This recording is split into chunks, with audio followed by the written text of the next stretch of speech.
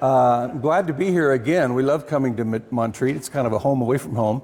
And I'm honored to be invited to come by Hal and Don. Hal wrote what many people consider to be the definitive C.S. Lewis biography in 3 volumes. Goes into a lot of depth, gives you more detail than some of the earlier biographies. And Don just came out with Warren Lewis's, probably what would become the definitive biography. So what's left to do in Lewis studies? I guess we'll have to figure that out, won't we? Whatever you're about to write. Thank you. Well, let's talk about the Ransom Trilogy. I like Jason finding that verse about Ransom. Actually, his name was going to be Unwin in the first draft. But he admitted it to Allen and Unwin, the publishers, and he thought it would look too much like false flattery to name his hero after the publisher. So my hero's name is Harper Collins. Will that help me? Will that help me get published at all? So he did have to change the name to Ransom, but then he made good use of that. If you look at these covers carefully, you'll learn almost nothing about the actual story. I don't think the illustrators actually read the story. At the Waite Center, we have an exhibit of all the different covers of the same novel, The Back of the North Wind, or The Two Towers, or which one do we have for Lewis? Yeah, Paralandra. And if you crossed out the titles, you wouldn't even think it was the same book. They're so widely variant. But these are some recent ones.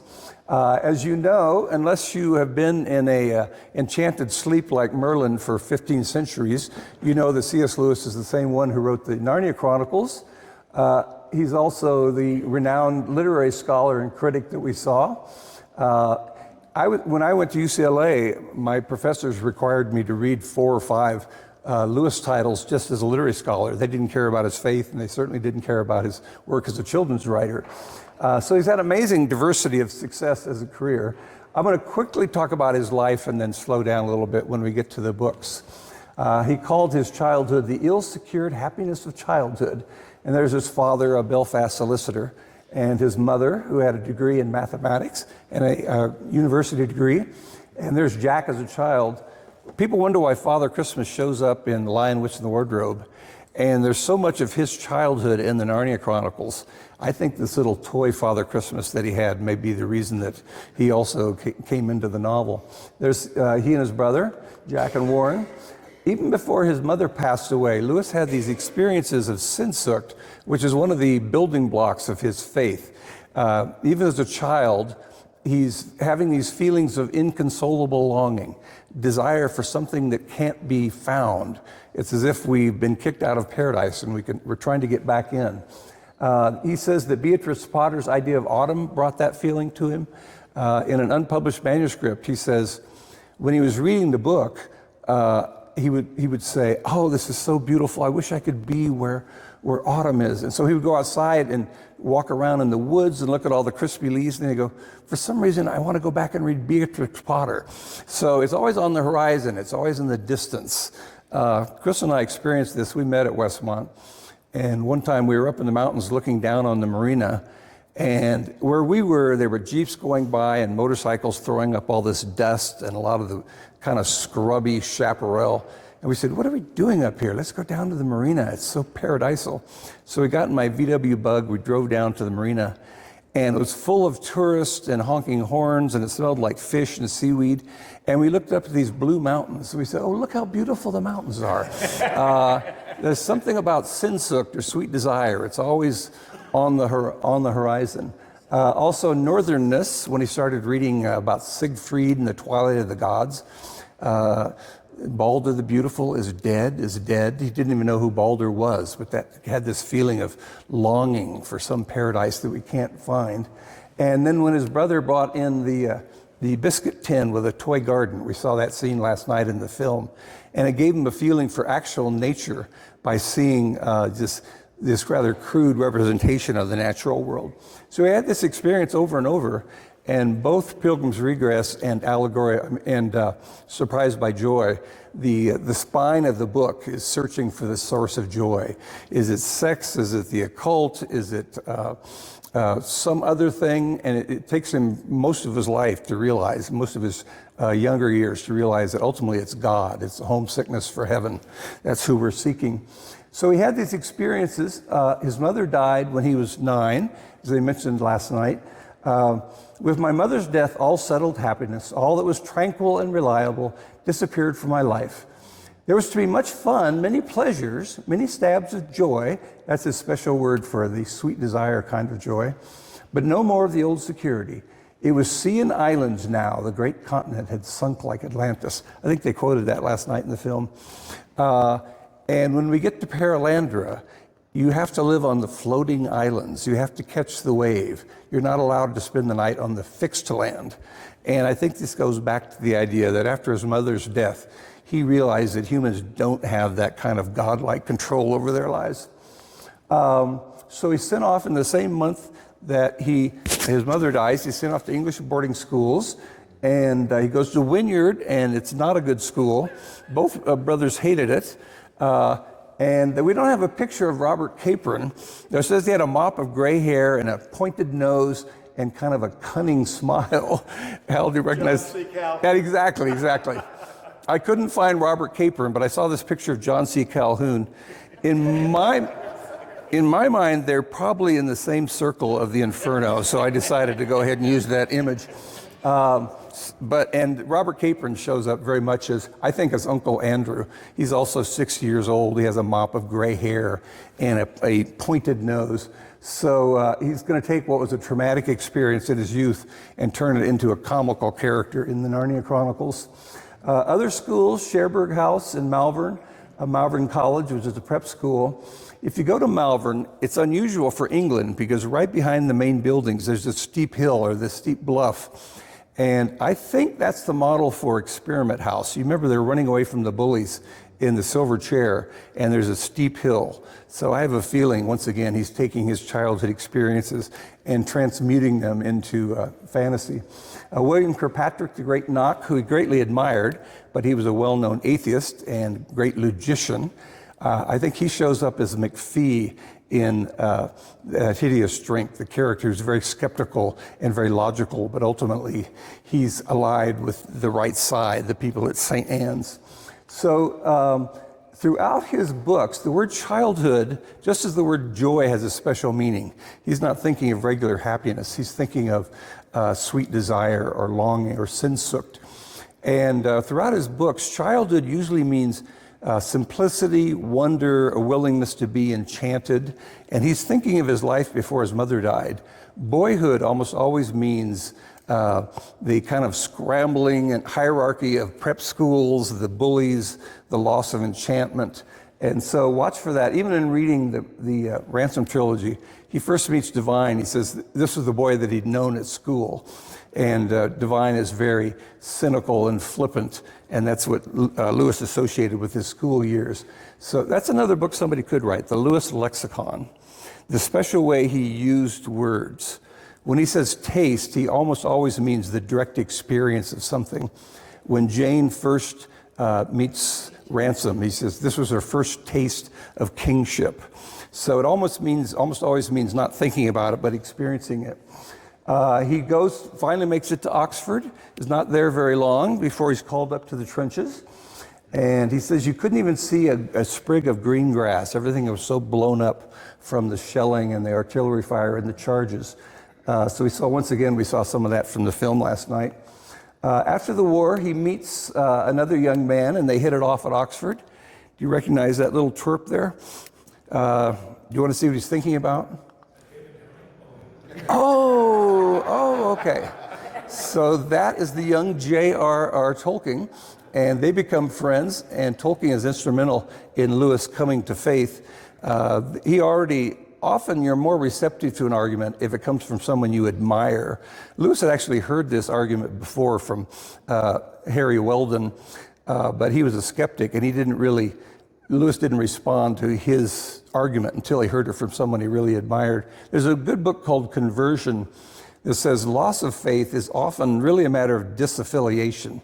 You say, these are not my people. The people in my church, they're legalistic and judgmental and joyless. So you go off for a few years, and then you meet a different group of people like Coghill and Dyson and Tolkien, And you say, these are my people. We have a lot of common interests. We enjoy each other's company. And suddenly you're more open to their worldview, to their faith. So that's what happened to Lewis. He underwent disaffiliation in his youth and then reaffiliation with Christians and their faith in his late 20s and early 30s. As you probably know, the dying God myth, Kirkpatrick, that old skeptical schoolmaster or tutor, used it as an argument against Christianity. Well, Christ dies on the cross, sure, and he comes back. But what about Balder? What about Osiris in Egyptian mythology? Pretty much that storyline shows up in most mythological systems. So Lewis considered that to be an argument against Christianity.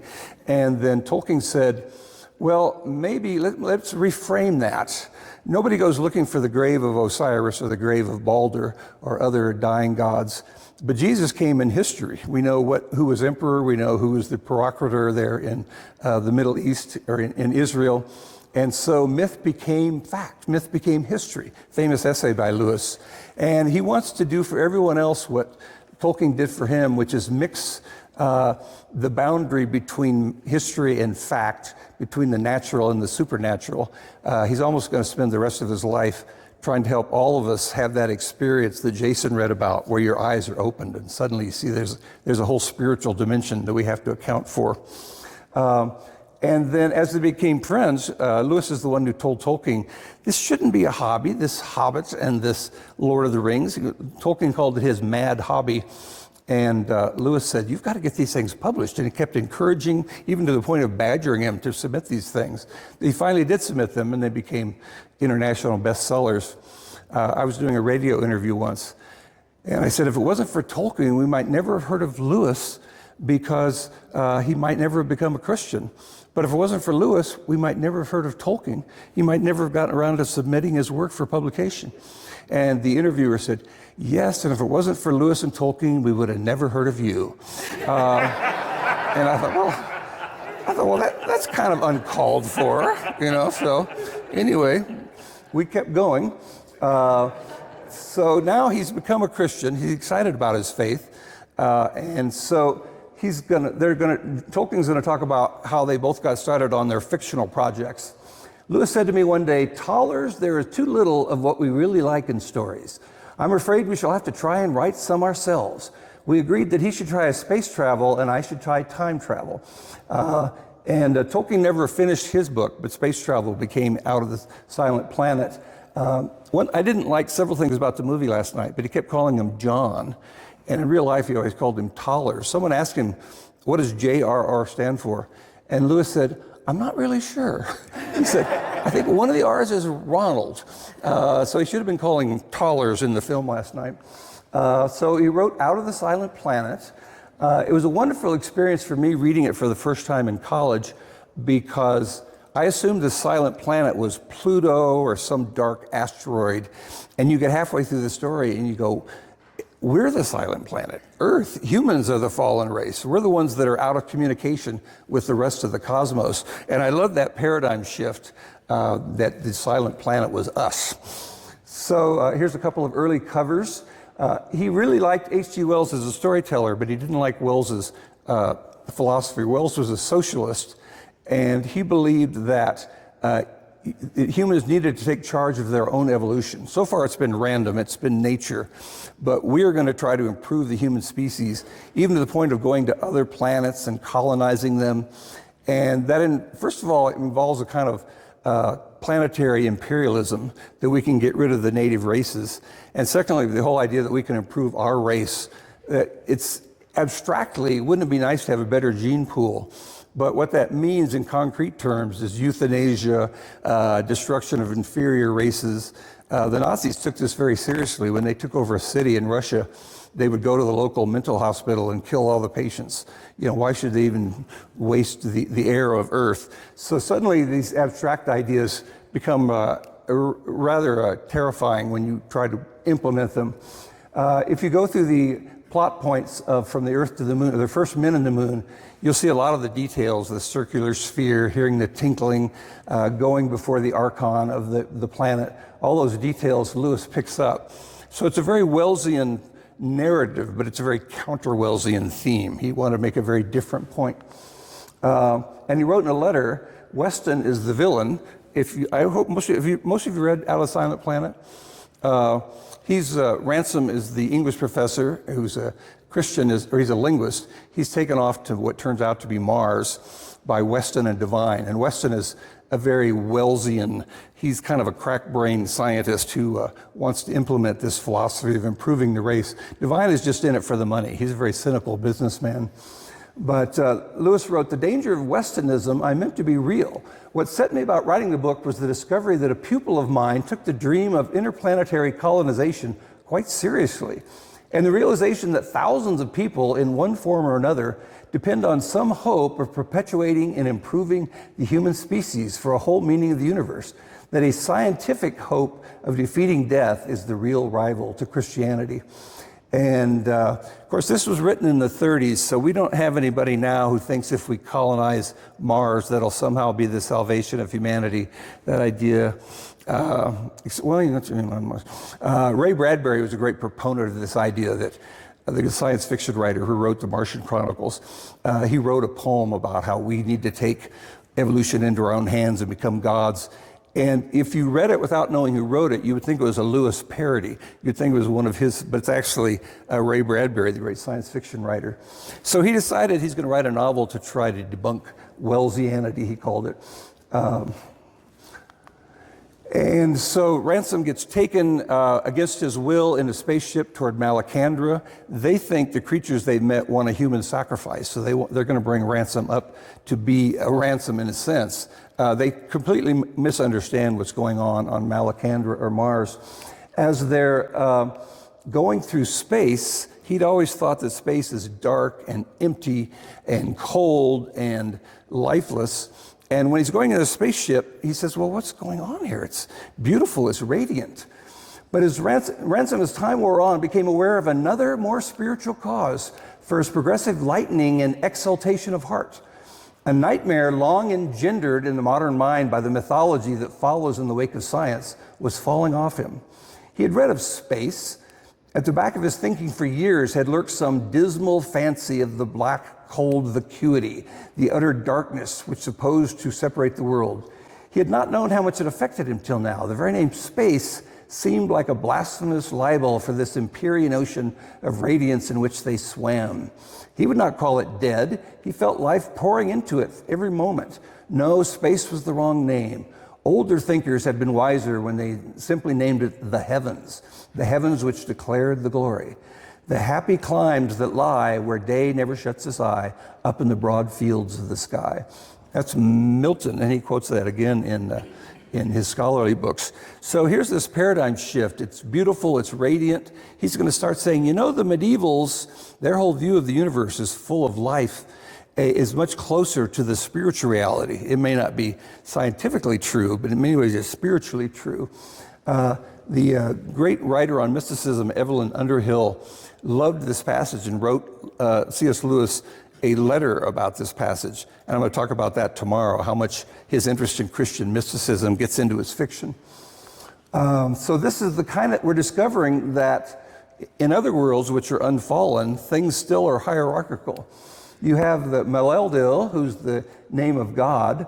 Malek means king in Hebrew. I think Maleldil would literally mean king of Eldils, king of angels.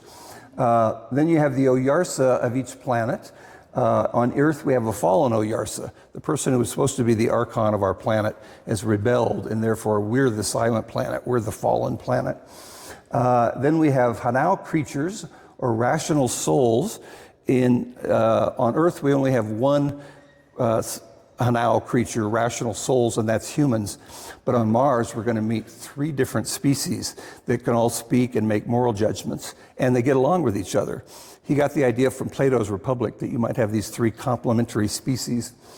The Harasa are the kind of otter-like creatures that are the hunters and the song makers and poem makers. The Sorns are the intellectuals, and the Fiffletrigs are the makers and the craftsmen and the artists. And they all get along with each other and they complement. They do have animals, including dangerous animals. They also have, I was going to say, as in contrast to Earth, where the bent one, the archon, is Satan, and now are humans. So he's got really going to say, well, the medievals may not had the scientific truth, but they had a kind of spiritual truth that we've missed. When you read Out of the Silent Planet, a lot of his love of northernness, you remember he loved Siegfried in the Twilight of the Gods. He loved reading the Eddas. We just got a new book at the Wade Center, which was his copy of a book called Heimskringla, which is Norse mythology starting with Odin and then coming forward to actual historical kings. And both Lewis and Tolkien read this and loved this book. In Lewis's edition, he underlines the dangers of magic. Gentlemen shouldn't dabble in magic. You never know where it's going to take you. It's only the lower classes that would dare dabble in magic. Tolkien also read this book, and there's a character named Treebeard, and there's a character named Durin the Dwarf, and there's a village called Westfold. So it's interesting that Lewis and Tolkien got different things out of this source material. But words like Hross is a kind of a Old Norse for horse, Handerman is low country, Haranda is highlands. So he's actually throwing some Norse words into the storyline. And then the blue sky and bracing air remind us that his favorite season was winter. I think I'll move quickly, but Fiffletrig means safe monster. And he says it was something out of an Arthur Rackham illustration. And that was the book that he found that had a lot of illustrations of Norse mythology, was Arthur Rackham's illustrations. And then he compares the singing voices to the famous Russian opera singer who did a number of Wagnerian operas. In general, Lewis wasn't widely versed in opera, but he loved Wagnerian operas, especially the Ring Cycle, because it's so steeped in Norse mythology. Personal life experiences, I mentioned that his mother died when he was 9, and Warren Lewis wrote about this. She died on my father's birthday, the 23rd of August. There was a Shakespearean calendar hanging on the wall of the room where she died, and my father preserved it for the rest of his life, the leaf for that day, with the quotation, "Men must endure their going hence." And then I think it says, "Ripeness is all." Is that the next line in Lear? So we're reading along in Malacandra. We're not thinking about Shakespeare. We're not thinking about King Lear. But one of the Harassa has been killed by Devine and Weston. And in the funeral ceremony, it says, "Let it go hence," they sang. "Let it go hence, dissolve and be no body. Send it voyaging where it will not come again. This is the second life, the other beginning. You are second and better. This is first and feeble." So the afterlife will actually be better than the physical life. But what's fascinating about Lewis, my mother used to have a King James Bible where one color was promises and one color was commandments and one color was, she had it all color-coded. And you could almost do that with a Lewis book. You could say, well, this is taken from his personal life experience. This is taken from the Bible. This is taken from a literary figure. And it's amazing how much he interweaves basically all of his life experiences and his reading into his fiction. After he published Out of the Silent Planet, by the time you finish the story, you realize that every planet is supposed to have a tutelary spirit or an archon, but only Earth has failed because of the rebellion of Lucifer. And that's why Earthlings are so full of selfishness and greed and anxiety. They've fallen out of the chain of being. And so when he wrote it, he wrote to his friend Sister Penelope after it came out, "You'll be both grieved and amused to hear that out of 60 reviews, only 2 showed any knowledge that my idea of the fall of the bent one was anything but an invention of my own. But if there was someone with a richer talent and more leisure, I think this great ignorance might be a help to the evangelization of England. Any amount of theology can now be smuggled into people's mind under the cover of romance without their knowing it." So this is very typical of Lewis. Tolkien never would have written this because he's not trying to explicitly be didactic or evangelize his readers. He wants his fantasy to be, it stands alone as an homage to God, our creator. And actually, he did smuggle theology because most of them, I looked at most of the reviews when I wrote my book, Planets in Peril, and one of them says, it's a good story, but it seems to lack conviction. And it was so odd that he just didn't pick up any of the subtext, any of the themes. So he decided to move on. At the end of the story, Lewis shows up as a character, and Ransom tells him all his adventures on Malacandra, and Lewis says, well, we really need to get the word out that there's this whole spiritual realm that people don't know about. And he actually finds the word Oyarsa is a real word in medieval literature. It means like heavenly ruler.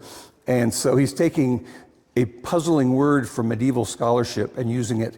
It's like, oh, well, if you knew about Malacandra and Paralandra, you wouldn't worry about Oyarsa. So he decides to write a sequel called Paralandra. I couldn't put on a couple of the covers. They were really trying to sell books because the Green Lady, when he goes to Venus, he meets a Green Lady who's naked throughout the entire thing. And some cover artist said, I think I know how to sell this novel. So I tried to find a more modest version, but these are different covers of Paralandra. In this story, it's going to be about the myth of paradise retained.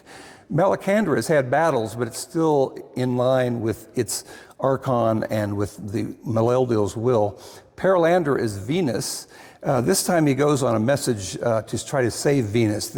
The Adam and Eve of that planet have not fallen, but Weston is going to try again to bring about another fall from paradise on another planet. And I love the opening because Lewis, the character, once again, he's blurring the boundaries between fact and fiction, between reality and works of imagination. And so Lewis gets off the train. Ransom said, please come see me, business, a telegram. And he leaves his pack on the train, which is leaving behind your old securities. He goes to Ransom's cottage, and Ransom isn't there, but he meets this great pillar of light. Now, that's not C.S. Lewis. That is Mary and the Annunciation. But I love this version of the Annunciation because she's responding to this great pillar of light. And it really reminds me of this Eldil that Lewis, the character, meets at the beginning of Paralandra. Lewis liked David Lindsay's Voyage to Arcturus because he would take spiritual or emotional principles and he would give them a physical manifestation. Like people who show their empathy, they have tentacles that come out of their heart and grab the other person's chest, and then they go, oh, I see what you're feeling. To me, that's a little heavy-handed to have heart tentacles, but Lewis really liked that idea of let's take the spiritual or the emotional and turn it into something that people can concretely visualize. And one of the best examples in all of his fiction is this pillar of light that Lewis meets in Ransom's cottage. The distinction between the natural and the supernatural completely broke down. He says this pillar of light was more like a thinking mineral than an organic creature. There was no sense of blood and lungs and organic physical nature. It had no color, but somehow it was all the colors.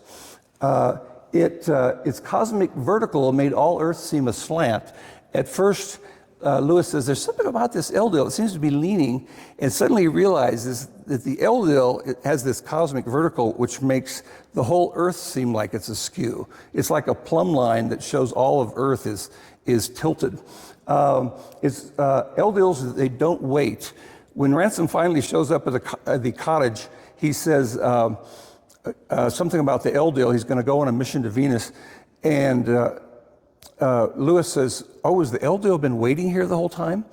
And he says, well, they don't feel duration. It's like saying the sunlight was waiting on the slope of the hill.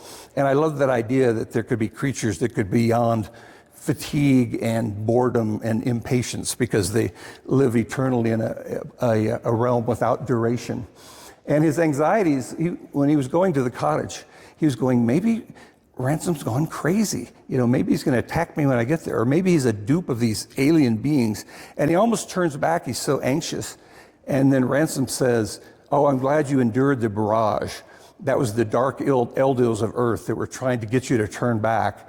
And it's a very interesting spiritual principle that sometimes your anxieties or your discouragement or your anger, in Lewis's mind, quite literally, there could be dark forces that are planting those thoughts in your mind.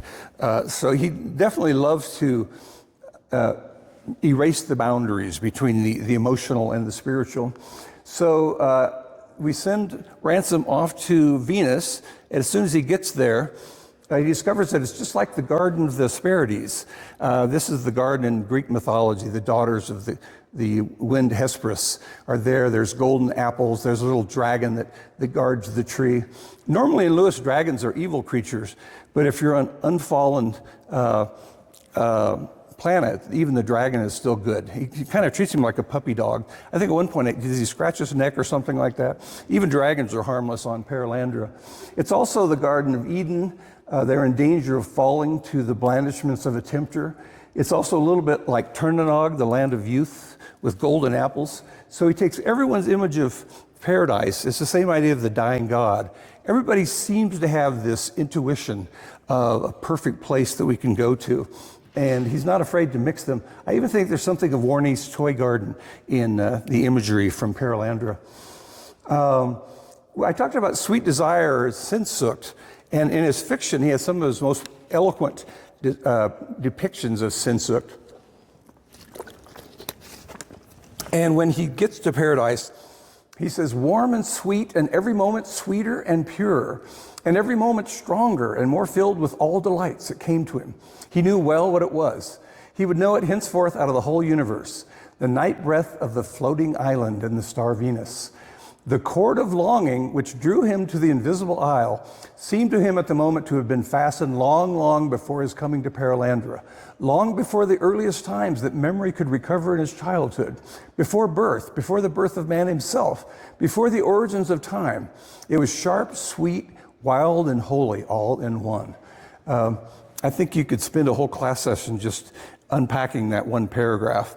But it's interesting, once again, he associates early manifestations of Sehnsucht with his childhood. So he gets there, and it's a sinless world. Eve hasn't eaten the apple yet, or the fruit of knowledge of good and evil. But before he meets her, this wonderful paradise of floating islands, there are bubble trees. They're sucking up liquid from the ocean and making these big bubbles. When he runs through them, they're so sweet and refreshing. And he says, I'm going to do it again. But some inner advisor says, well, no, don't do it again. That's like listening to the same symphony twice in one day. The very fact that he can hear this inner advisor, I'm going to talk about tomorrow, as mysticism. In an unfallen world, Maleldil can speak directly to the Green Lady and put images in her mind. And slowly, Ransom is more and more able to hear this voice of Maleldil guiding him. The same thing happens with this wonderful fruit that he loves. And he says, on earth, the taste of this fruit would cause wars and cause the betrayal of nations. And he keeps thinking, but I can't do it over again. You can't unroll the film. The Bible says that money is the root of all evil, but it's not just the money, it's the fact that you use money for power and control. If I want to, I'm going to do it again. I'm going to take control of my own life. And in Lewis's world, going back to having to accept the death of his mother, part of being a mature Christian is accepting what comes rather than clinging to what you think should have come, what should have happened, what would have been more fair, or what would have been more a sign of God's blessing in your life. So he discovers on his own that he needs to control his impulses for repetition or control. When he meets the Green Lady, she doesn't understand evil because she's never fallen to temptation. And he says, what if you were looking for one kind of fruit and another fruit came before you and you said, well, I don't want that one. I want the first fruit I was thinking of. She said, oh, that would be bad. It would cease to be good if you clung to the one you wanted rather than the one you were given. And Ransom says, well, on our planet, there was an Eldil, the Oyarsa of our planet, who wanted to be his own monarch. He did not want to have anyone above him in the chain of being. And he's still clinging to that idea that he needs to be the god of our planet. He doesn't answer anyone. And she says, oh, that would be terrible if you kept clinging to what you wanted rather than what you got. That would turn into evil. And he says, yes, it has turned into evil. And he still clings.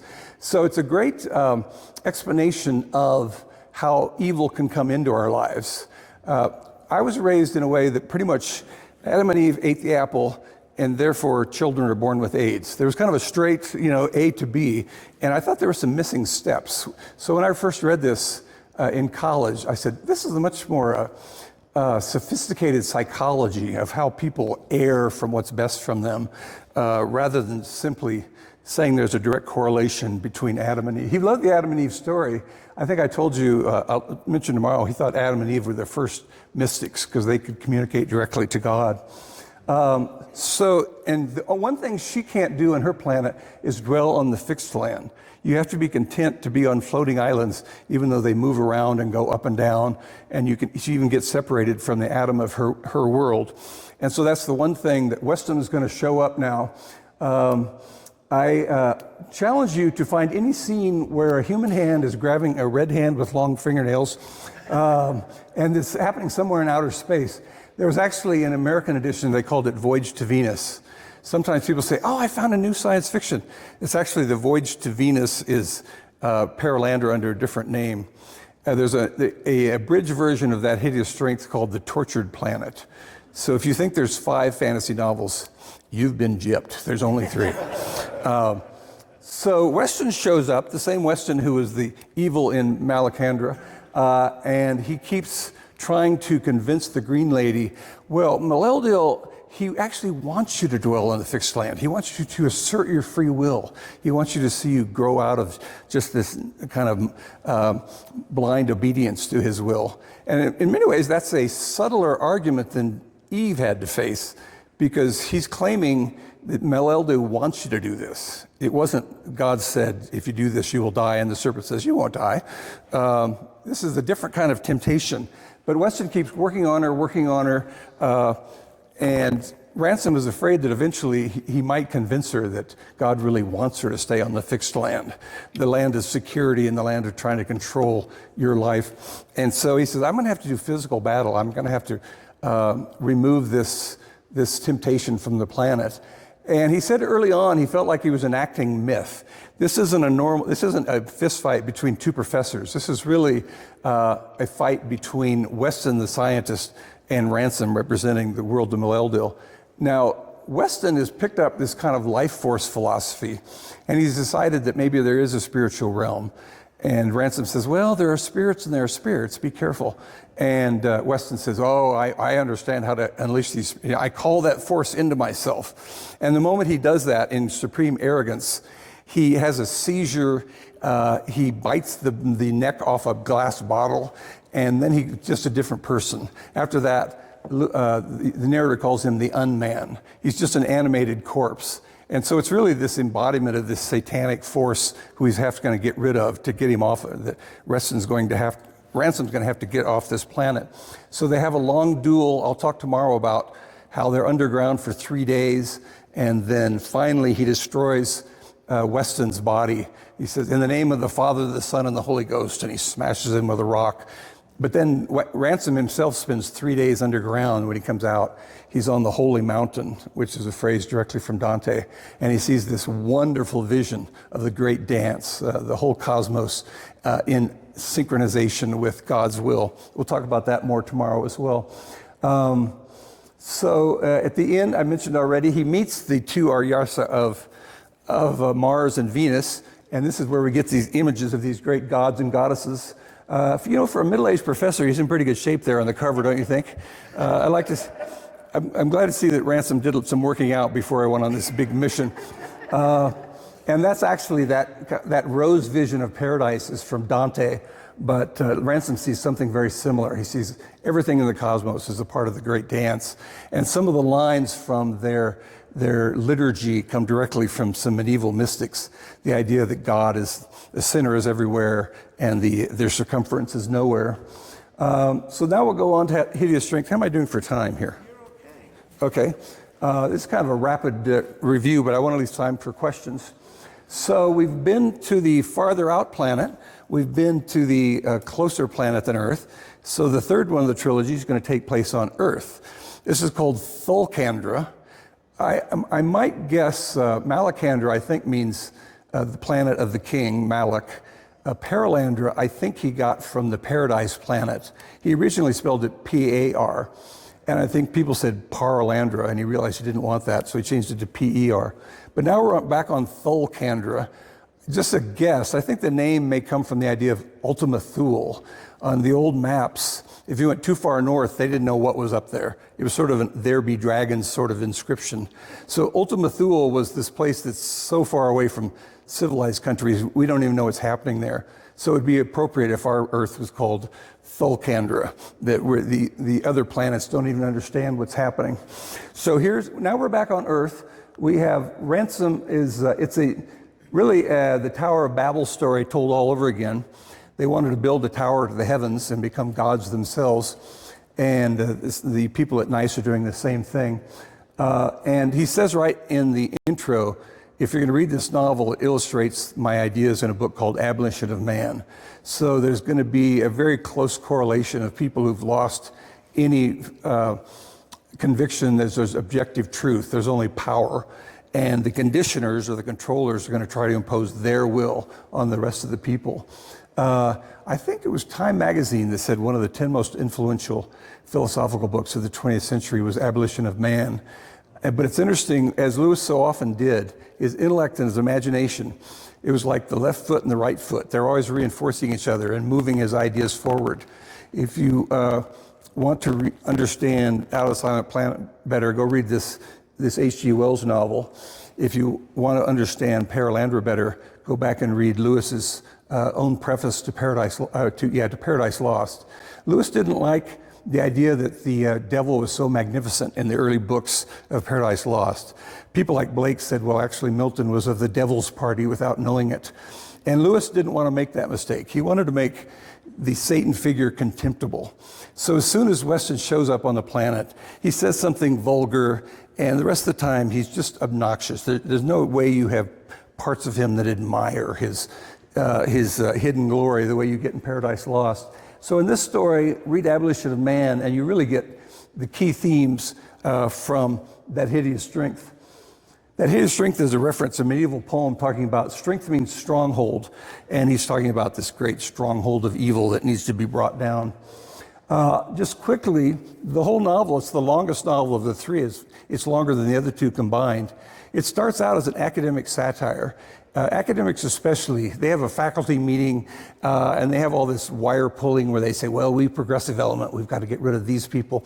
And it's actually 2/3 through the story before something supernatural happens. In Malacandra, you know pretty quickly that we're in a whole new world of alien creatures and alien worlds. In Perelandra, we find out quickly that when this pillar of light appears. In Hideous Strength, you can read a long time just academic satire, and suddenly they start talking about macrobes. Rather than microbes too small for the eye, these are macrobes. They're too big for human dimensions to perceive. And slowly we realize these are dark Eldils. This whole scientific institute is ultimately being controlled by satanic forces. So at St. Anne's, where Ransom is, he comes back from Venus with a wound on his heel, very much like Christ in Genesis 3:15, is it? That he will wound your heel, but you will crush his head. So Ransom comes back from his battle with Weston, and he's got a wounded heel, so he's more or less out of the action. The protagonists move away from Ransom and becomes this young couple, the Studdicks. And Jane gets drawn toward St. Anne's, the Christian community, and her husband Mark gets drawn toward NICE, the National Institute of Coordinated Experiments. And Lewis pointed out in one of his linguistic books that the word nice originally meant no knowledge. So it's ironic that they call themselves NICE because they want to be the ultimate scientific institute. So we have Christian values versus secular and statist, and ultimately we find out it's satanic. The humanities versus the sciences or the social sciences. Lewis said he knew a lot of science were Christian, but he said if there was going to be some sort of diabolical attack on Earth, it would probably take the form of the most prestigious part of human society, and he thought at the time he was writing it was science.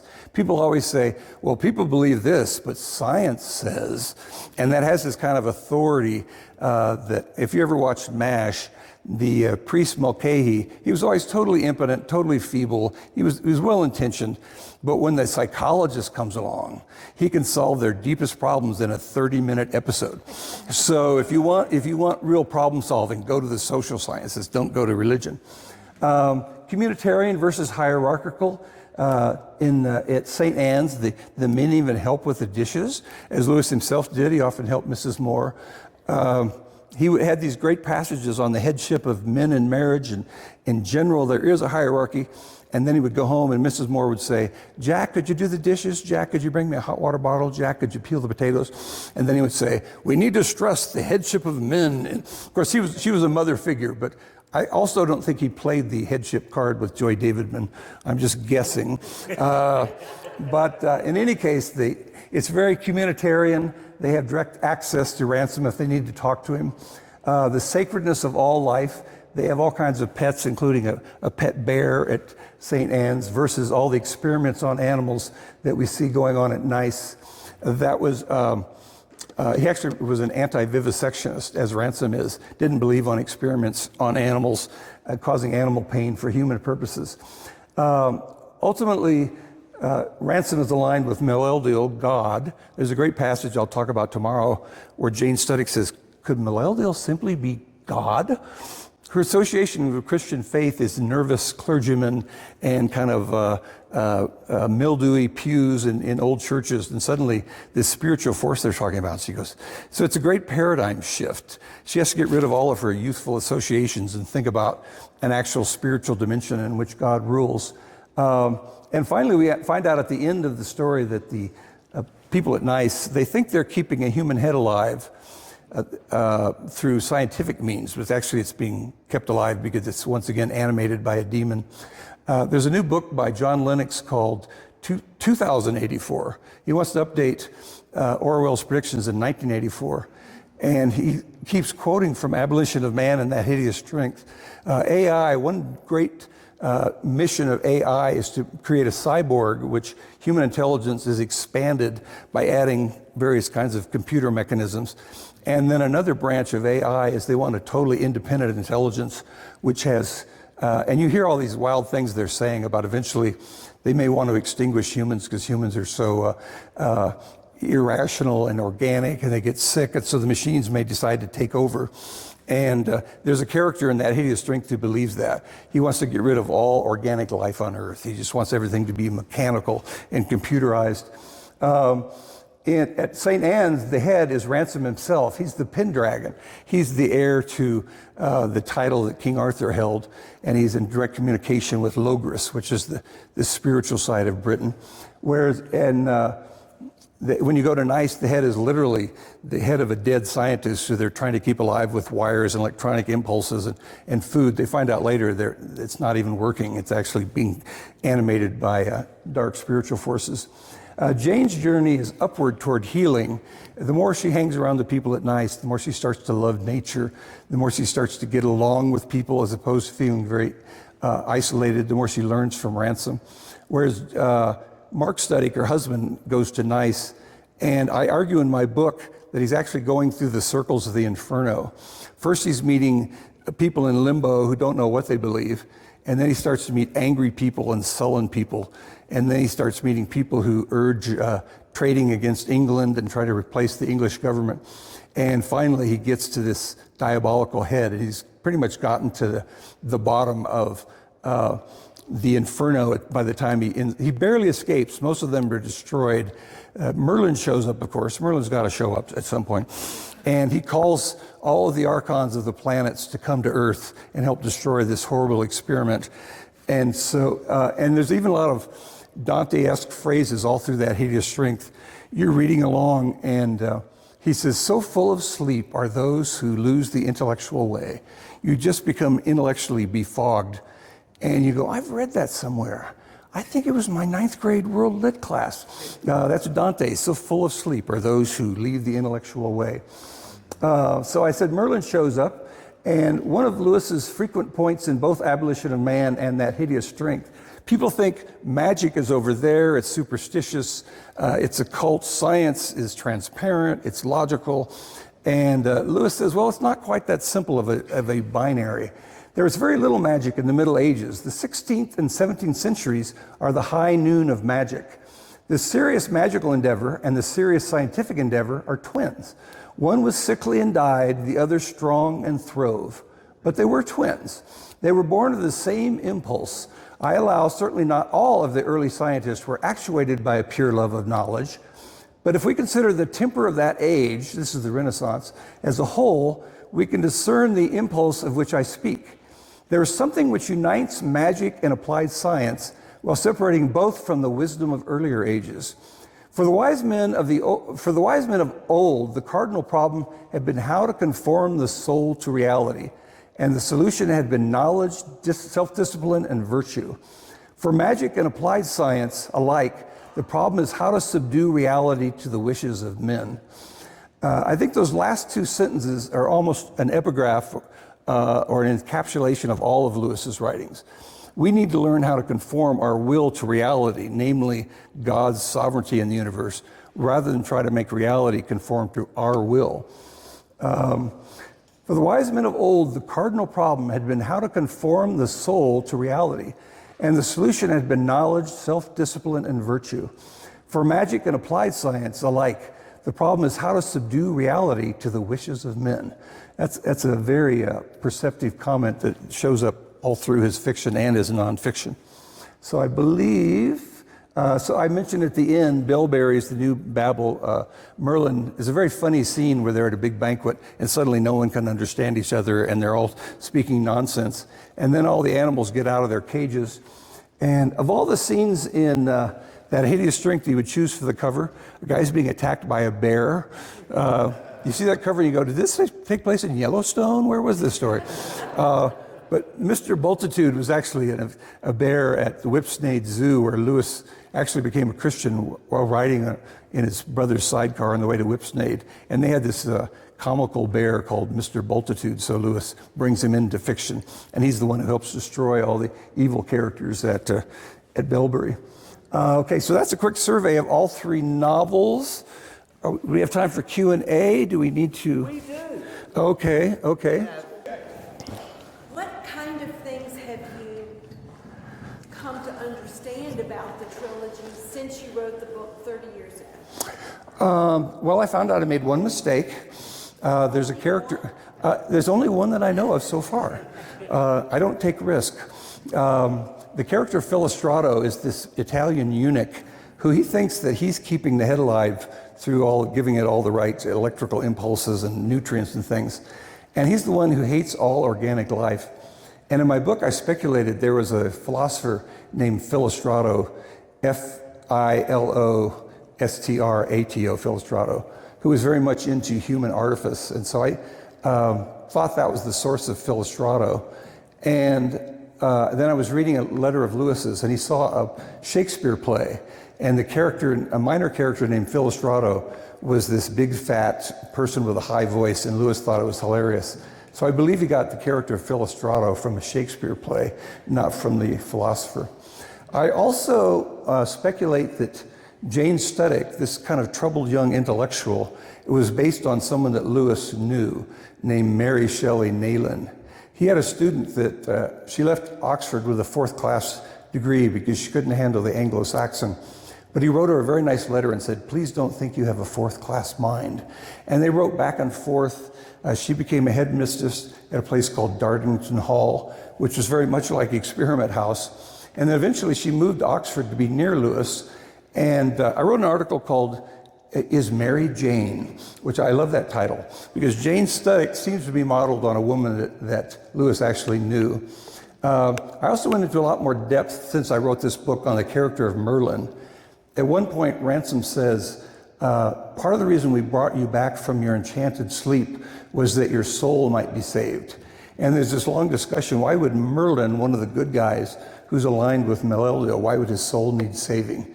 And the answer ultimately is that any kind of dabbling in magic, even what you think is good magic, is destructive to the soul. It withers the soul.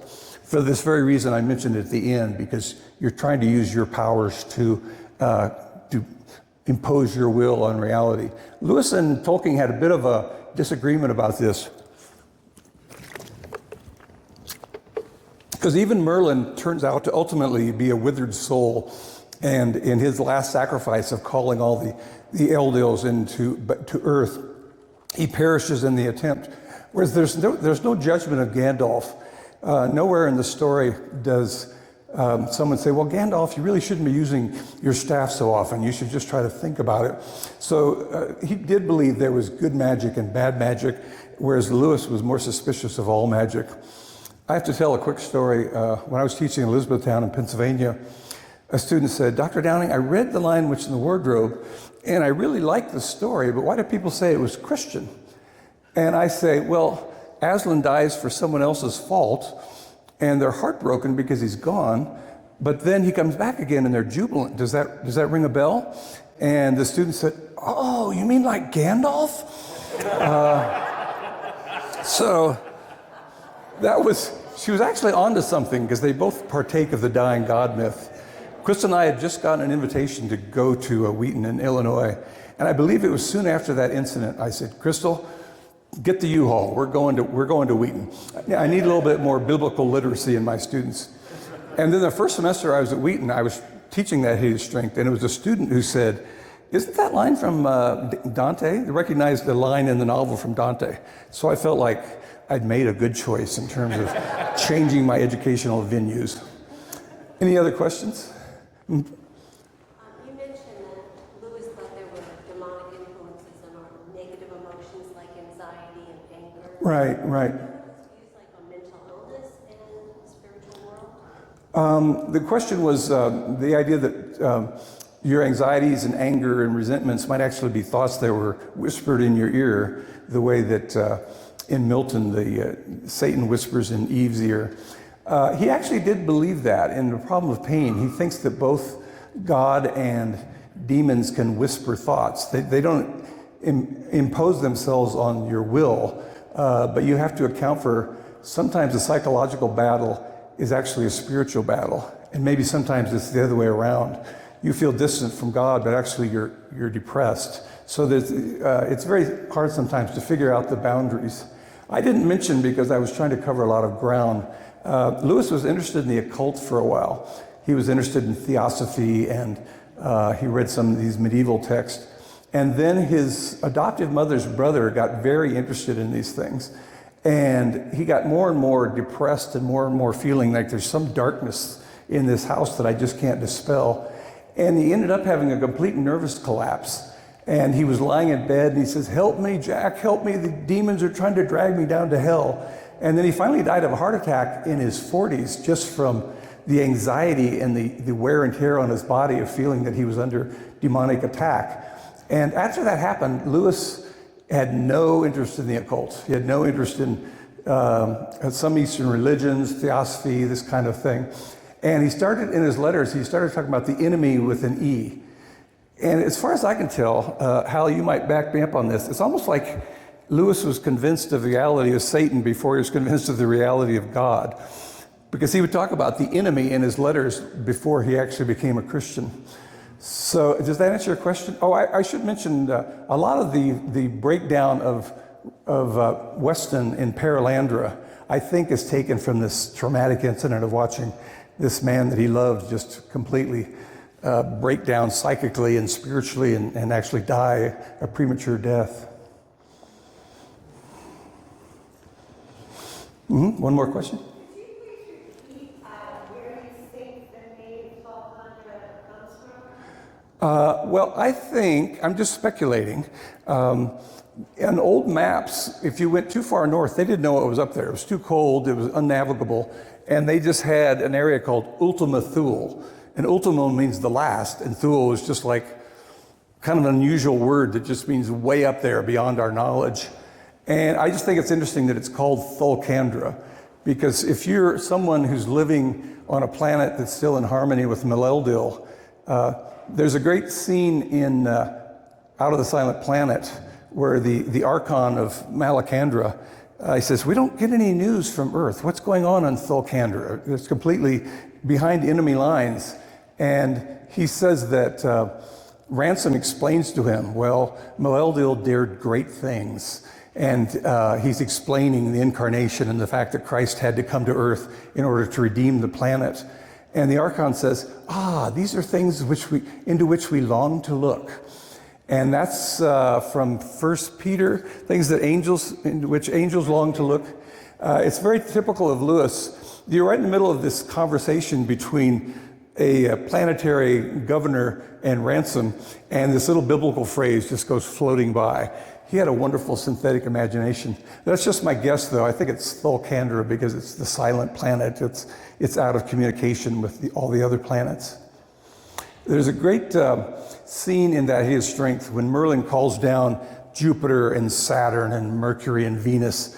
And he was playing with the idea of astrology, that as soon as they show up at St. Anne's, first everybody gets really sad because Saturn is Saturnine. And then everybody gets really excited because Jupiter is jovial. And then they get really agitated and animated because Mercury is the quicksilver. And then when Venus arrives, that's when Bultitude the bear goes, you know, I need to find myself a mate. So he starts looking around for... So when Chris and I have a podcast at the Wade Center, and we had Michael Ward visiting us and doing an interview, and I just said, could you please read this passage? He's such an expert on astrology, and he did a wonderful job reading that passage from That Hideous Strength. Well, Probably. right now for coffee.